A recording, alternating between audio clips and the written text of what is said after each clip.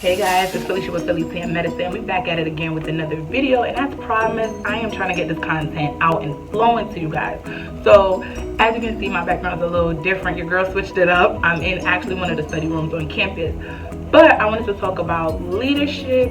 Should you be a leader? Should you not be a leader? Should I join an organization? Should I not join organizations? All while in medical school. And so this video really came about because one of my friends came into my DM at Felicia in Medicine on Instagram, and she was asking me pretty much like, hey Felicia, like, how is it that you're able to juggle school, the different organizations that you're part of, and still be a student and still have a social life? And so I felt like, that's a good thing to talk about. And I feel like a couple people have probably asked me that without asking me. Maybe they may say like, oh Felicia, like, you so busy, you doing this, you doing that, or whatever, and kind of wondering like, how is it that she's doing? For me, let me just give you a brief intro on what it is that I do or what I'm involved in at school. So I serve as the DO ambassador at my medical school. I am the vice president of the OBGYN club. I am also one of the academic coordinators for the SNMA organization at my school, Great Region 8. And I'm also a member of the emergency medicine club at school. And so I'll just give a quick breakdown. So with the DO ambassador, I'm responsible for when prospective students come to my school, they have hosting during meal or breakfast. During meals, so breakfast or lunchtime, and basically I sit and I have meals with the students, and we have a candid conversation about how my experience is thus far, things of that nature. And then also I can do tours of the school so they have an idea of how things are set up on campus, and also answer questions they may have, share my experiences thus far. And I'm very passionate about that role that I have. It's something that I knew I wanted to do once I even interviewed at my school. Also vice president of the OBGYN club, like I said, and academic coordinator.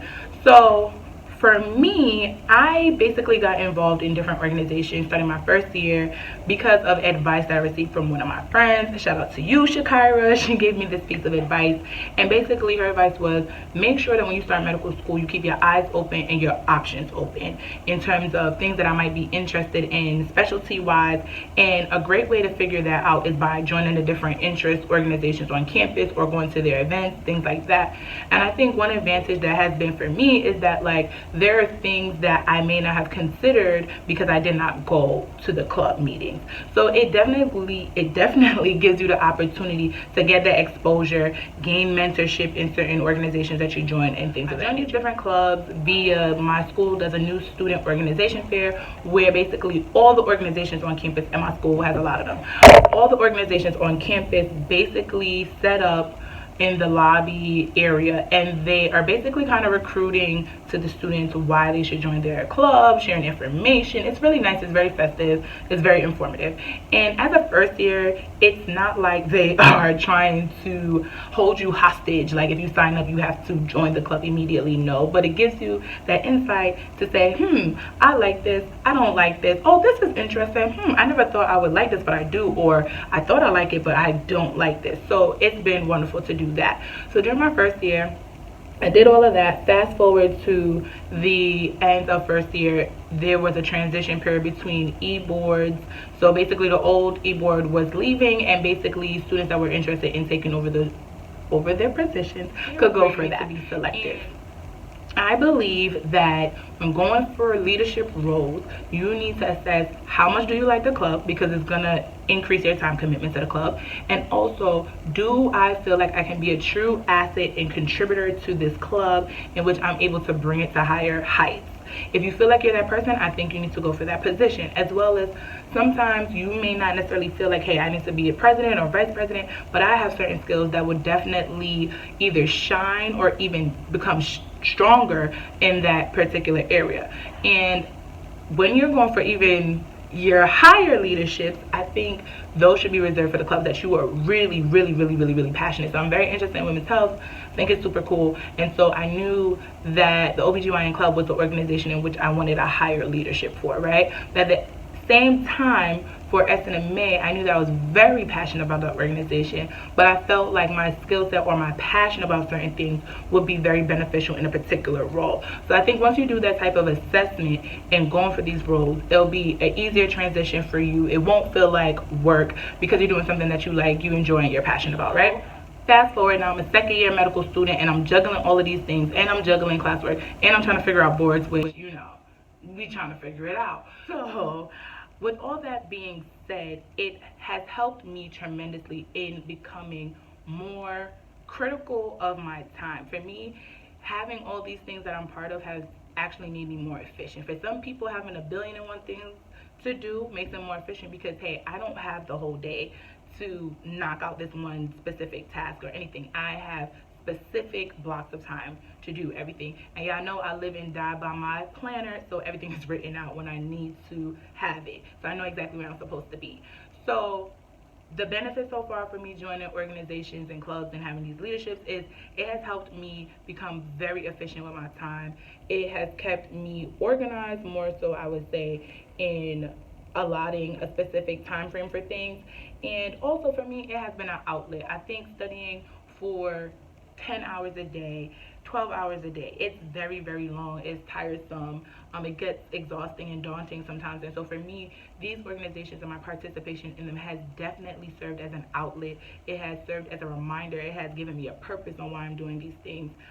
You know, there's been mentorship opportunities from these organizations that I'm part of, networking with physicians, finding out more details about residency programs, as well as doing that active work, going to the simulation lab, being able to fine-tune some skills that I've been learning about or hearing about in class, and now I'm able to actually practice it.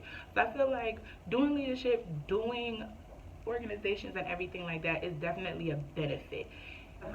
Again, be selective, be critical and cautious of what organizations you try to be a part of, because these organizations overall are not very time consuming, but when everybody or all the clubs that you're a part of are trying to have meetings or do things or coordinate events or whatever, that's when time management skills comes in, right? And I also think it's important to try to get a little organization or leadership roles going on while you're in medical school, because so many times we have conversations and we're saying we want to be a particular doctor, and this is what we're going to do when we're doctors.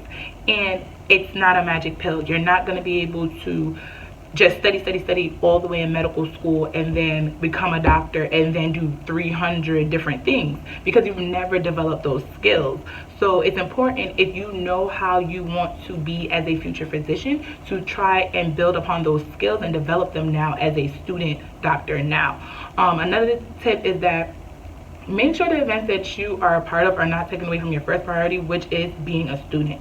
I went to a conference and we discussed leadership, and one takeaway that I left with was the fact that you're a student first. Make sure these organizations complement what you're supposed to be doing, and if they take away from being your best self as a student, then you need to reassess. You need to reassess if this is something that, yes, I can keep it, I just need to work the system better and figure it out, or it's something I need to let go. I know it's hard, but it's Philly tea. I'm giving you the real tea in medical school. Somebody has to tell you, you know, when to sit down. Like, you may have to sit down, girl, you're doing too much. But seriously, you need to figure out if you can manage everything that you have on your plate. And it's okay when you have to delegate or ask for help, because you're in the field of medicine, and that's what we're going to be doing. We're going to be delegating tasks sometimes to people. We're also going to be working amongst the team and sharing the workload, and that's how I've been able to successfully been doing everything that I'm doing so far, is because I'm working with a great team. I share the workload, I ask for help, and I delegate when I need to. Lastly, a thing that I do is I do something called front loading, and I do that in incidences where I know that I'm going to travel, i.e. I'm traveling for this weekend. I'm super excited. And yeah, it's real local. It's nothing too crazy. You know, I'm in medical school. I don't have them coins yet, but you know, so just local. But seriously, what I do is, if I know there is a particular event or there's a trip or whatever the case may be that I want to do, I look at my schedule, I figure out what are the obligations that I have ahead of time, and I plan accordingly. I try to figure out what are some assignments or studying things or reviewing of lectures ahead of time, so that I have that free undisturbed time to do what I want to do. And I feel like if you plan ahead, if you know that you have practicals, you have exams, anything like that, you can start preparing a little earlier than you would have normally. And again, I know it's a lot, med school is a lot, it's rough, but if you want to enjoy yourself and do these other things, then yes, you can do it.